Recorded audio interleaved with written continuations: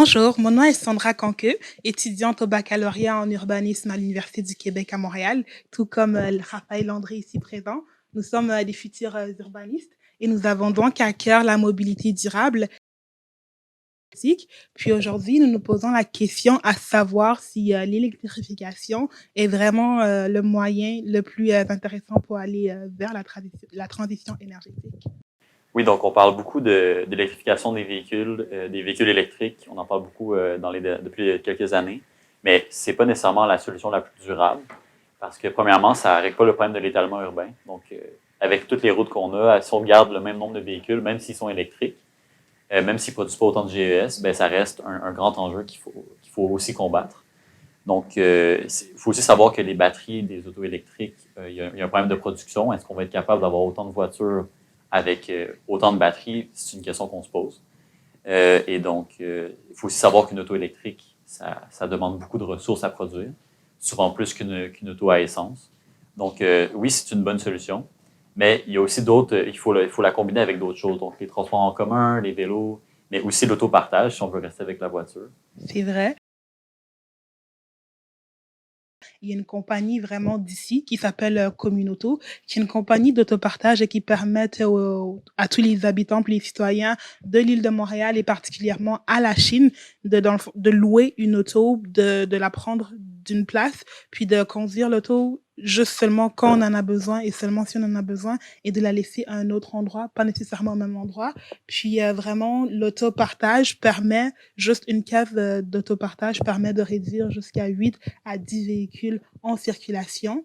Puis, Communauto, justement, a pour projet cet été, d'ici la fin de l'été, de quadrupler le nombre de flottes qu'ils ont ici même à la Chine, ce qui va permettre justement aux nouveaux utilisateurs d'aller vers cette mobilité durable, de réduire l'utilisation et l'achat d'automobiles, que ce soit électriques ou non, de réduire cette utilisation et d'aller justement vers l'autopartage. Mais il y a justement l'autopartage qui est un moyen de réduire l'utilisation de l'automobile, mais il y a aussi d'autres moyens très intéressants comme le tramway pour n'en nommer qu'un. Oui, donc le tramway, c'est un transport structurant, un peu comme le métro ou le train. Et donc, c'est un système de transport qui est silencieux, qui est électrique, et qui est très accessible qui est accessible pour tout le monde. C'est également un système de transport qui est beaucoup moins coûteux que, par exemple, le métro qui est enfoui sous terre. Donc, c'est plus accessible pour les villes. Et il faut aussi savoir qu'au niveau de la revitalisation des quartiers, si on met un tramway sur une rue, ça a un impact positif. Donc, ça permet de ramener de la vie dans un quartier, ramener la vie sur une rue. Donc, ça, c'est un autre impact très positif du tramway, que le tramway va avoir sur une ville. Donc, c'est structurant au niveau du transport, mais ça revitalise aussi tout un quartier. Donc, dans un contexte où, à travers le monde, en Europe, en Amérique, on voit de plus en plus la naissance d'éco-quartiers, de développement qui sont axés sur la durabilité, ben, le tramway devient un instrument vraiment important, un élément clé au niveau du transport.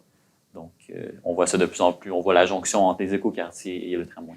Et le tramway, c'est très vrai. Donc, qui dit écoquartier dit nécessairement projets environnementaux, puis développer une mobilité qui est plus verte. Et l'autopartage, les tramways, ce ne sont que des exemples. Nous avons aussi dans les écoquartiers, justement, des moyens comme l'utilisation des bicycles, donc l'ajout de racks à bicycles au niveau des commerces, l'utilisation de Bixi, par exemple. Bixi, encore une fois, qui est une compagnie d'ici, qui est faite ici et qui permet d'utiliser des vélos en location, d'avoir un abonnement, de prendre un vélo du point X, de le déposer au point Y et de se déplacer encore une fois de manière très verte. Et si on n'a pas nécessairement besoin d'un vélo tout le temps, on peut l'utiliser de manière très ponctuelle et justement quand on en a besoin, ça réduit des achats aussi qui ne sont pas éco-responsables, encore une fois.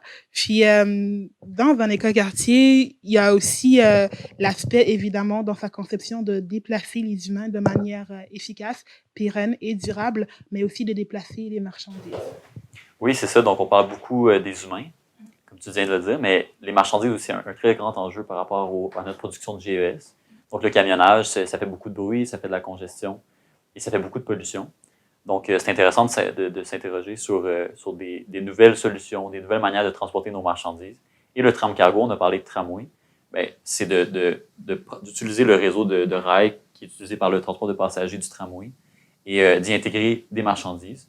Donc, ça peut être fait soit par des véhicules qui sont entièrement pour les marchandises, ça peut être fait par des véhicules qui sont mixtes, donc à la fois pour les passagers et pour les marchandises. Et finalement, ça peut aussi être fait par un système de remorque. Donc, on a vu des projets pilotes à travers, surtout en Europe, mais de plus en plus qui s'en viennent chez nous. Et donc, c'est des projets qui sont intéressants et qui permettent justement de transporter les marchandises de façon plus verte.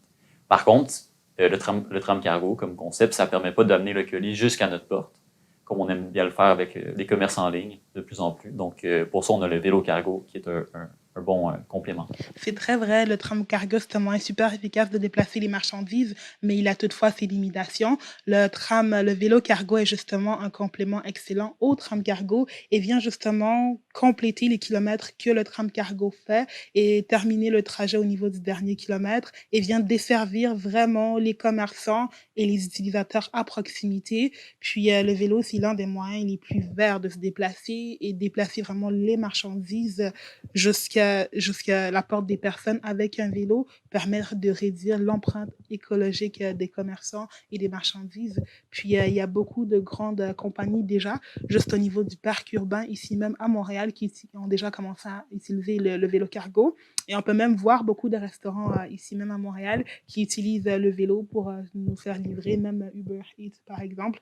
Donc, c'est des moyens super efficaces que nous voulons vraiment mettre en place dès le début du développement et de la conception du nouvel écoquartier ici même à la Chine-Est.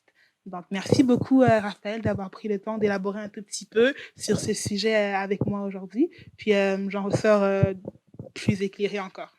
Merci à toi. Et à la prochaine.